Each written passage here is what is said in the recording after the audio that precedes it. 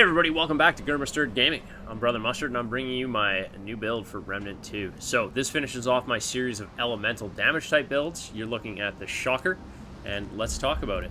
So, Havoc form, Archon, pretty essential for a shock build. I'm not gonna lie, I had a hard time not naming this build the Palpatine. But I didn't want it to get too heavily NDA'd by the old Disney people at Mauschwitz and whatnot. Archon is also essential because you get that mod power generation, and that's why it's in our prime perk slot. Secondary, Hunter. We've got Hunter's Mark again. I'm just finding for these elemental builds, it's really good. It's great to see where the enemies are, and it's just those little damage increases really help push this along. This, of all the build types, I find is the most gunplay heavy. And it's been a lot of fun because you kind of get to play the game, and you can deal with large amounts of enemies, and you have a lot of different things at your disposal. Like, you can use everything from the melee to the special skills really come in handy on this build, whereas like the corrosive build, Nebula did a ton of the work. The fire build, we really just used hot shot was kind of the one thing we were like aiming for and stuff like that. So like each of my elemental builds has had like kind of this focal point, whereas I find putting the Shocker together and having been test running this for a while, it's the most versatile, where you really use all the skill set, and it does do really well in Apocalypse. You'll see in a moment when we get running.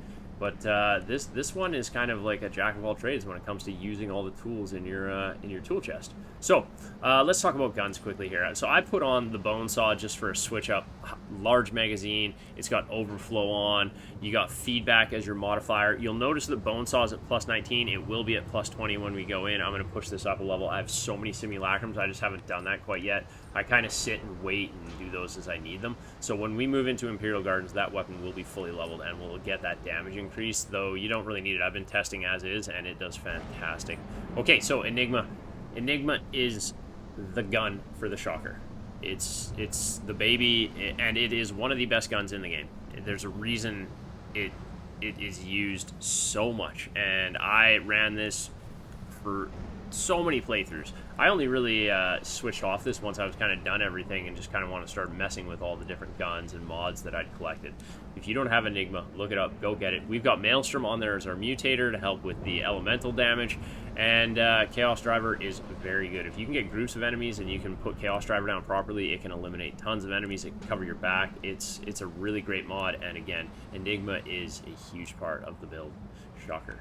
Okay, so the Krell Axe is the only melee weapon you can go for, though now there is a really good mutator to add shock to any weapon, but the Krell Axe, I kid you not, that overload apply is insane, especially with this build. When things hit overloaded, they just go down right away. It takes so much damage off enemies. So yeah, you gotta go get the Krell Axe and find out what it's all about. Okay, so as for gear, shock device, I had to run as the amulet. Straight up because it is so shock focused, and it's the one I wanted to go with. Then we have the Shadow of Misery, which increases status effect damage by 15%. The Red Ring of Death, which duplicates the last damaging negative status effect to help apply more shock, more overloaded quicker. It's a great weapon for any build that is using status effect. The Alumni Ring to increase my elemental damage. Pretty much all damage I put out is all elemental. You'll notice that in the run we're not firing any regular bullets really. We'll do a little bit when we have to, when we're charging up mods, but the mod generation is good, and you're just constantly pumping out shock damage. And then we have the Burden of the Follower to reduce the fire rate by 15%, but increase our mod generation. So that's how you'll notice that we're just constantly using mods. We're constantly shooting out the Chaos Driver and going from there. And again, a lot of that mod generation comes from the Runed Heart and the Archon class type. Now, for armor, I've been switching up these armors, and it's great. Ever since they rebalanced armor, you can get a lot of different armor with a good 150 to 170 armor rating. You can keep your weight under 50, and you get decent stat balances across here, though I believe these are bugged right now, so you kind of play with it and you'll see what you get. We've got the Labyrinth Headplate, the Labyrinth Mantle, the Academic Trousers, and the Leto Mark 1 for that role. You'll notice here we've got all Mythic Mod Duration, Mythic Mod Cost, and Mythic Casting Speed for mod and skill. And yeah, this build does focus mods. I think mods are essential, like a clutch thing. They're your magic caster for this game, right? So they're huge. Traits. So Affliction, you gotta have Affliction to increase that status effect. Flashcaster comes with the Archon archetype, and it's honestly one of the best. The quicker you can put a mod out, the quicker you can do your skill, the quicker you're down to killing and getting through the swarms of enemies. So Fortify is something I run always to increase my armor and help me stay alive. Longshot just comes with Hunter. I wouldn't really have this on if I had a choice, but it works, and it does kind of help out, especially since Enigma has such short range, so not a terrible thing. Okay, so for healing, we got Regrowth. Down at the bottom, we've got Siphoner, so we're pulling health off enemies as we're damaging them. We've got Bark Skin here to reduce our damage. We've got Triage to increase the healing. And then from there, we just have Swiftness, Spirit, and Expertise. And you'll notice that I don't level Vigor or Endurance, so my builds are about staying alive in the Apocalypse world, and you gotta kill enemies before they kill you. That's the thing. So let's go, let's hop into Imperial Gardens where I weapon test, and you can see for yourself what the Shocker can do.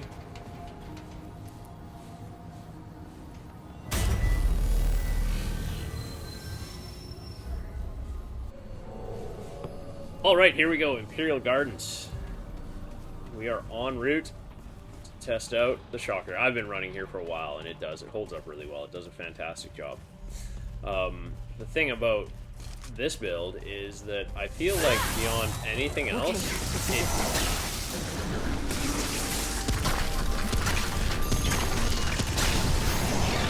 beyond any other builds I put together, this one utilizes so much of what it is compared to the other ones. Whereas, like, oh, what are you guys doing?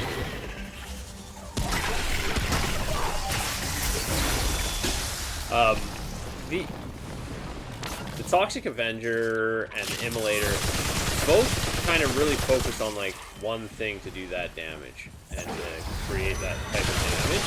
Whereas this is like great. You use both your weapons tons, you use the skill, it's so key. Yeah, it's a very different build for Apocalypse than my other ones. And I really appreciate that. I like it, man. I do love the varied gameplay. But you take a look at what we're doing right now. It's like we're playing the Hex Bros. Like, we're not even using bullets and stuff. Like, we are just running through the game, using skills, and kind of like the idea is magic. This is it. To take on everything. Oh, this will kill ya. Let's go like this one. You got it. Look at the enemy's shots just following after me. Look at the tracking with that. Absolute insanity. This is why we come to Imperial Gardens. That is why we are here. That is why we're testing in this area. And again, no reload. Reload.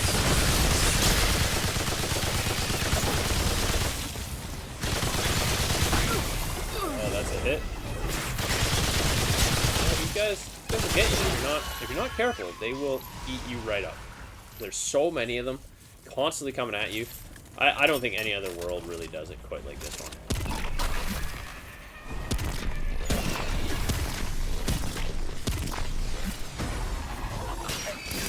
Oh, look at that. I hit that guy with 3 of the Chaos Drivers and ate him up. This guy.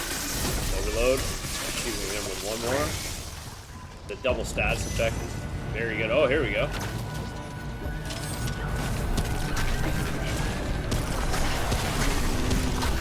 We are getting surrounded here. We gotta be so careful.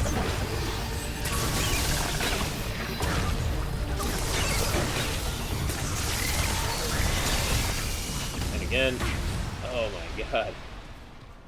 Did that take out? Wow, that's crazy. You know, it's like, I hit that guy with a few Chaos Drivers, and that was it. He didn't make it any further. All right.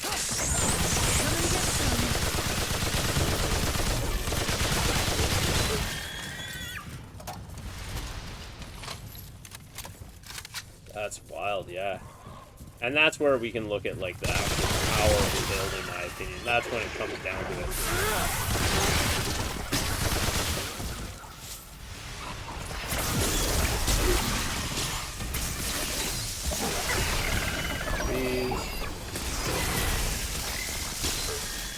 God damn, the seekers on these guys. Like, you really gotta be playing here.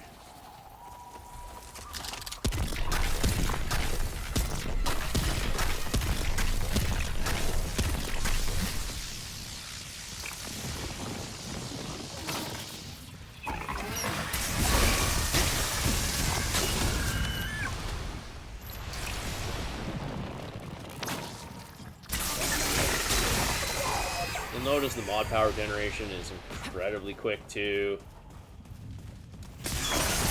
Range is very good coming from the hunter skill type. Let's get these guys in the choke point.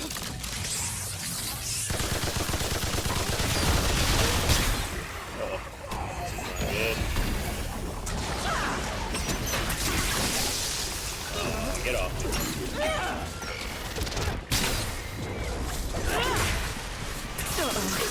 This ain't good. Healing coming through. My damage. Oh, here's something behind me. Yep. That's what we're talking about. Watch your back.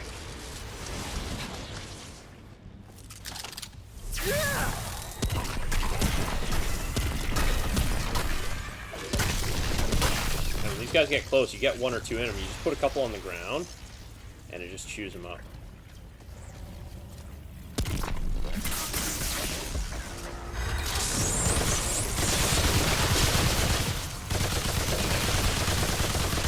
Wave. This guy's not dead yet. There we go. The overload got him. Archer.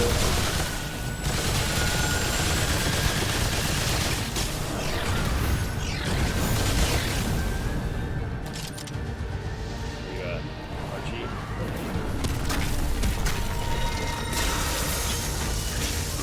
And there we go. That is how I demonstrate how builds work, and I think it gives you a great idea of like what you're doing, because you can boss build, but like I think with any bossing you kind of want survivability, or you want like an extremely high single point of damage, and that's where it goes. But I build my builds to run around the world and take on challenges like this, to be by yourself and be able to survive that kind of onslaught, the elites coming at you. How many enemies and from where? Like, you're not just looking at ground enemies. They're coming up from up top. They're behind. It's crazy. So that's why I test here. Imperial Gardens is the place to be. The Shocker joins the pantheon of status effect, elemental damage type builds that I've put together, and it finishes that off so I can start focusing on a couple more builds that I have going in my mind. If you've watched this far, if you haven't checked out my other builds, check out the channel, think about subscribing, join the community here, do me a huge solid, slap that like button. I'm going to take a cheers, and let's head off to Lonesome to try this out.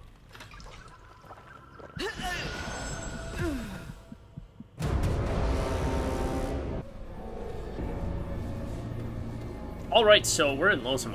If you've seen my other build videos, you would know that I go to 3 different spots. So Imperial Gardens is the real build test. That's the one that pushes the limits and sees what you can actually do, what you can take on for mobs, how quick you can drop enemies.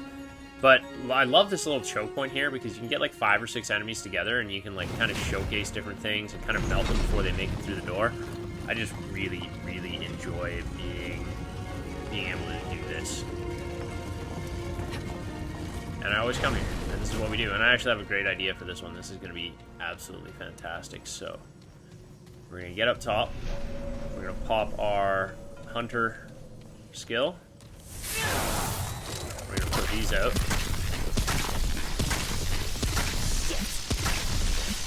We're going to get these guys' attention.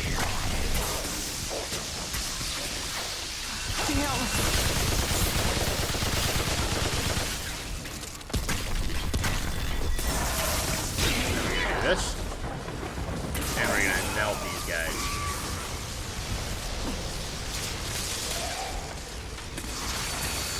Yeah, it's fine. You can't hit those guys with status if they're. Oh, did this guy get up? Where are you?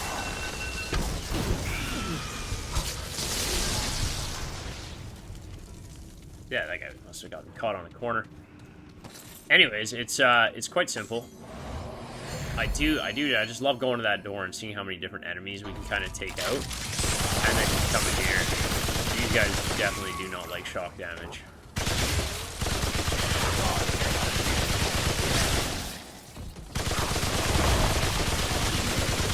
See, and when that overload goes off, you get so much damage out of that.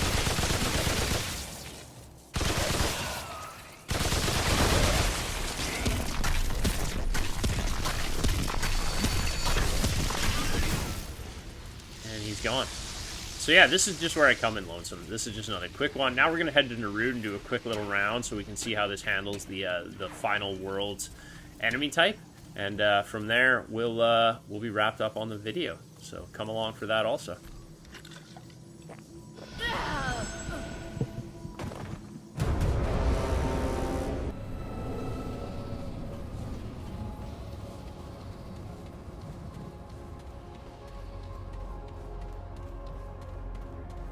Okay, so I love this little loop in Narude. You get a couple big choke points, and you get these densities of enemies. So it really helps and lets you kind of check out what you get against these kinds of enemies.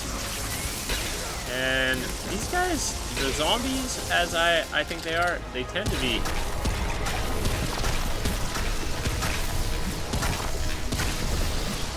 And you can just put this stuff up and what the, oh. Where did you come from? Oh, that hurts. That just smokes him. This isn't looking good. Flyer. Coming out quick.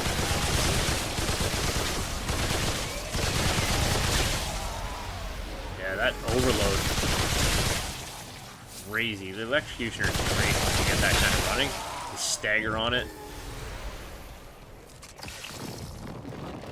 Pop our reload. Let's see if we got some guys we can use Havoc Form against here.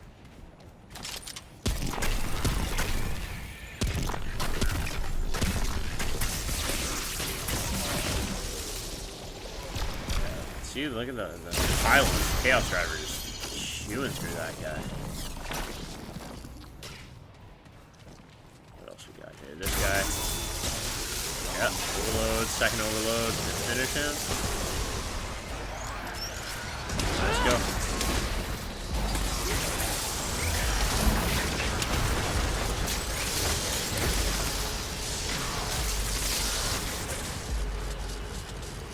Kind of sounds like we got an elite somewhere. I don't think so, though.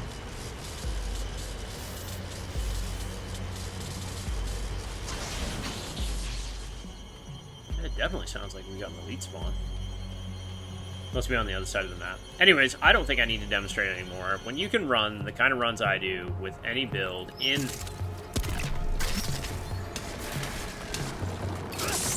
this game mode, it just shows how viable it is.